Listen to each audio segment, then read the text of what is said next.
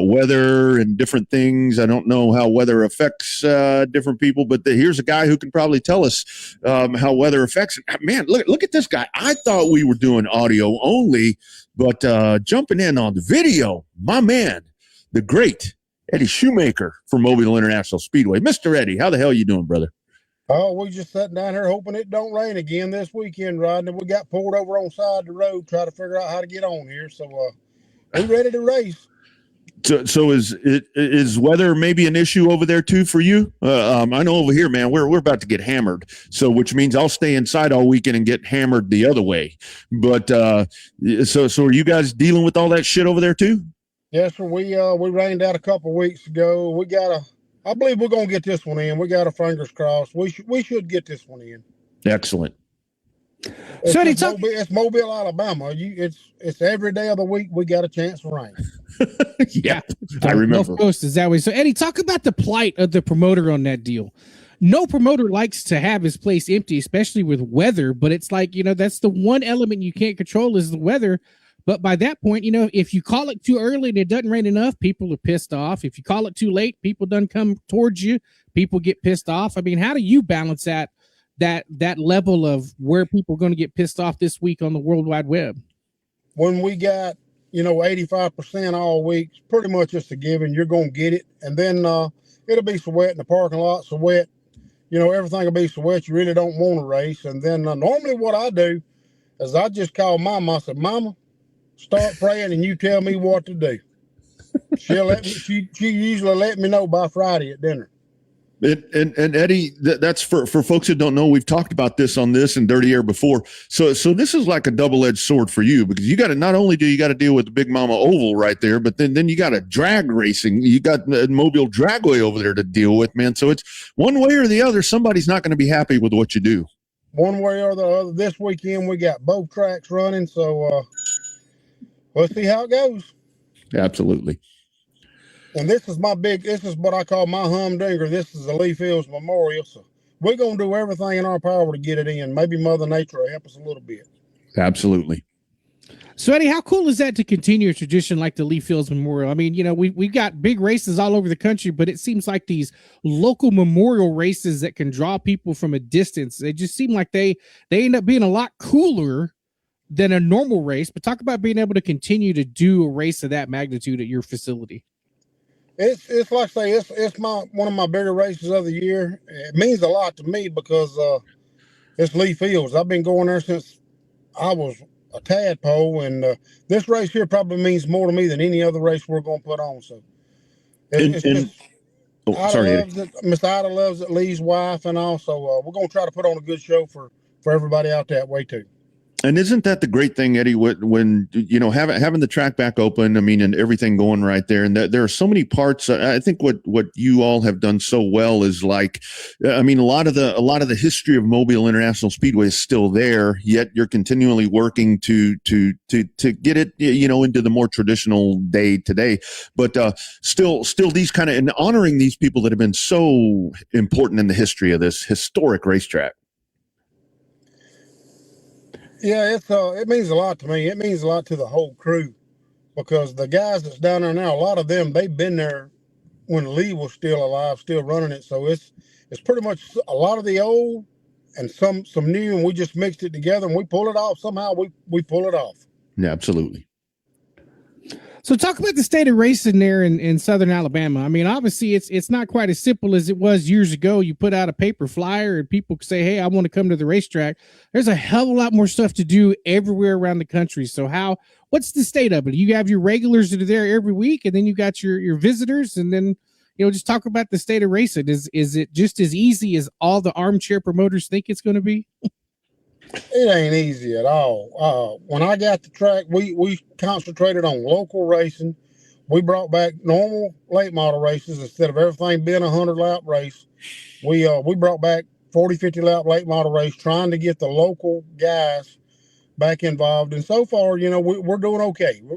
We're doing okay with all the local racing, and then we'll throw a bigger one in here and there, to give everybody else who likes big racing something to do too, just a little bit for everybody. But we concentrate on our local guys.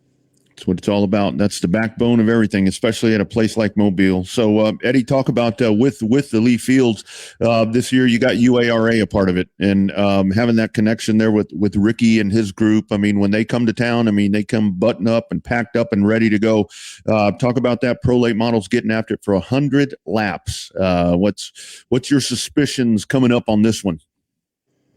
They're gonna battle it out and brawl.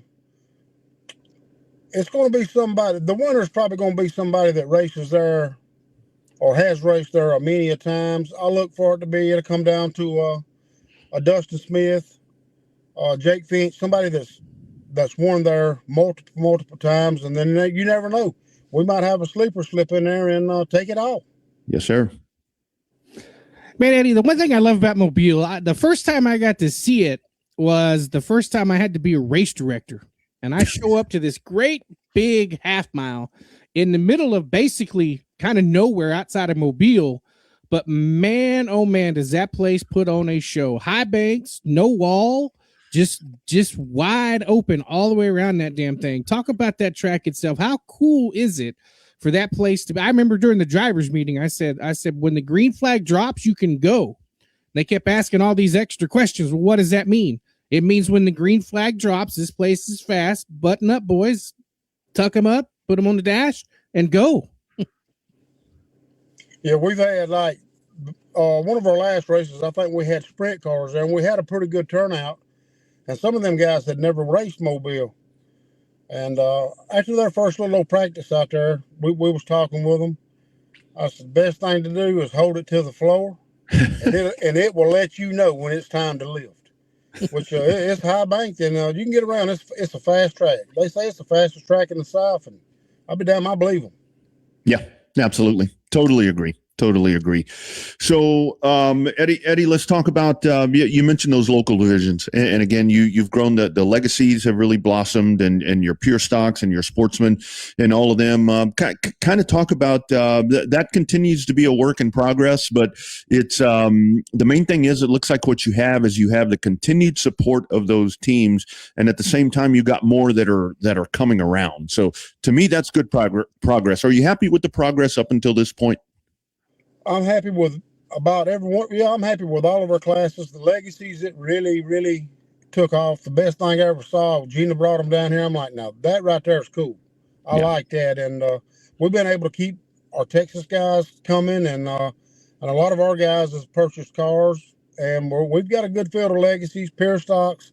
They're slowly building and coming. You know, you'll get a couple new ones every year, and just they try to find sponsors. That's the biggest thing you got to do with a race car. You're not going to race out of your pocket if you got a real job. You better be rich when you start. But yeah, it's coming along. Trucks are strong. All of our classes, they're coming along about according to plan. Right on. So what's obviously the Lee Fields is this weekend. Do you have plans to do anything, bigger, like 200 laps, or other than like when having Ricky's big UARA shows come in there? I mean, or is it just more like we want to get the Lee Fields in because that's the marquee race, that's what we're known for, that we're going to get this one right, and then let the bigger people come in when they come in? We've got Ricky's race, UARA. It rained out a couple weeks ago, so we're trying to figure out a date to reschedule. There's so many tracks with super late models running, so we're looking. We'll try to get that one made up, and then we've got Southern Super Series. They coming in later in the year during the heat of the summer. We're gonna put on another 100-lap super race there, and then Halloween night, October 31st, we got what we gonna try. We're gonna run 200-lap pro late model race with one hell of a purse. Nice. When is that one? When is that one, Eddie? Halloween night, October 31st. Halloween night. We've got something for the kids, and I think it's going to be a good show. Wow, that sounds good. That sounds really, really good. Last one for me, Mr. Eddie. One thing that's so important there at Mobile International Speedway is the support of the community. And I remember in my time there, when the track came back, I mean, everybody was so fired up. Kind of talk about that. I mean, that's an institution right there. Mobile, Irvington, Pascagoula. I mean, just everything right there. Talk about how the community just rallies around everything that you guys do. I see enhanced media coverage. I mean, mean, I know you guys had Simone out there at one point, and hell, now she's in New York. I don't know if you know that or not, but kind of talk about that part. I mean, man, everybody in that area just loves that racetrack. They've been supporting, which is good. That's good for me, that's for sure. Channel 5, Channel 15, the news stations, they work with us. The radio stations, it's like everything's just falling into place. It kind of makes my job easy. Yeah. Until it rains out. Yeah. Mother Nature does that to you. She puts gray hair on everybody. Oh, that's a fact.